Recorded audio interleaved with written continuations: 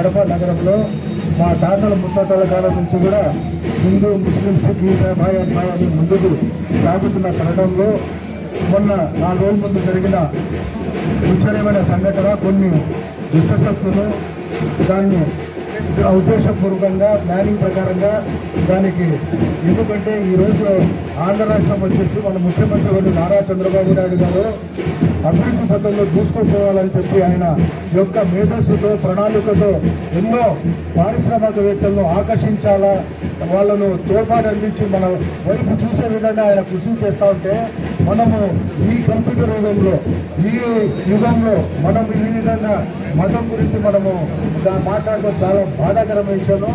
ఇది చాలా హేయమైన చర్య.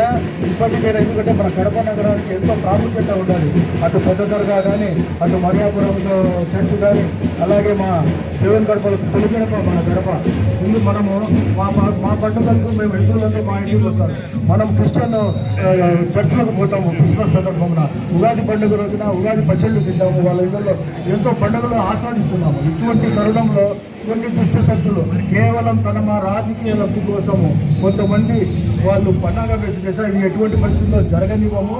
అలాగే మన కలెక్టర్ శ్రీధర్ గారు, అలాగే మన ఎస్పీ గారు ఎంతో వ్యూహంతో వాళ్ళ శక్తి యుక్తి కూడా ఉపయోగించి తక్షణమే స్పందించినారు. అప్పటికప్పుడే స్పందించి ఇరు వర్గాలను కూడా వాళ్ళు బాగా వాళ్ళకు ఎటువంటి కౌన్సిలింగ్ ఇవ్వాలో ఆ విధంగా చేసి శాంతియుత వాతావరణం తీసుకొచ్చేదానికి వాళ్ళు రాత్రులుగా పగలనగా కష్టపడినందుకు మా తరఫున మీ తరఫున అందరి తరఫున మనం కడప పోలీస్ యంత్రాంగానికి రెవెన్యూ యంత్రాంగానికి మనం ధన్యవాదాలు కూడా తెలియజేసుకోవాల్సిన అవసరం ఎంతైనా ఉన్నది.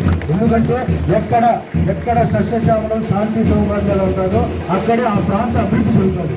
ఎందుకంటే ఈరోజు మన కడప నగరము రాయలసీమ జిల్లాలో ఎంతో వెనుకబడింది. మనకి ఇంకా ఉక్కు ఫ్యాక్టరీ రావాలా, కొన్ని పరిశ్రమలు తీసుకురావాలా, ఇట్లా మనం గలాటాలు పెట్టుకున్నామంటే మనకి ఎవరు రారు, మన వైపు కడప చూసేందుకు రారు. కాబట్టి మనమంతా కూడా ఎట్లా మా తాత ముత్తాతల కాలం ఎట్లా బాయ్ ఉన్నామో అదేవిధంగా మనం ముందుకు పోవాలా. హిందూ ముస్లిం సిక్ ఈసాయి బాయ్ అని చెప్పి నినాదంతో మనం ముందుకు సాగుతామని కూడా తెలియజేసుకుంటూ మరొకసారి వచ్చేసి ఎస్పీ గారికి, కలెక్టర్ గారికి ధన్యవాదాలు తెలియజేస్తున్నాను. ఇప్పుడు మన గౌరవ ఎస్పీ గారు మన సందేశం